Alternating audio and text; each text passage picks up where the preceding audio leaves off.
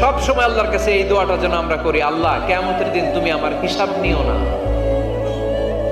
আল্লাহ তুমি আমার বিচার বসিও না, আল্লাহ তুমি দয়া করে আমারে মাফ করে দিও।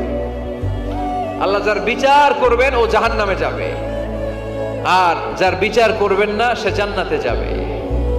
আল্লাহ যদি বিচার করে আর পাই টু পাই হিসাব নেয়, নামাজ পড়লি না কেন, রোজা রাখলি না কেন, মিথ্যা বললি কেন, খাদ্যে ভেজাল দিলি কেন, মাছে ফরমালিন দিলি কেন, যৌতুক খাইলি কেন, ঘুষ খাইলি কেন, উল্টাপাল্টা করলি কেন, জিনা করলি কেন, একটার পর একটা প্রশ্ন বানে যদি সেই ভয়ঙ্কর দিনে আল্লাহ আমাদেরকে জর্জরিত করে, আমাদের কোনো উত্তর আছে?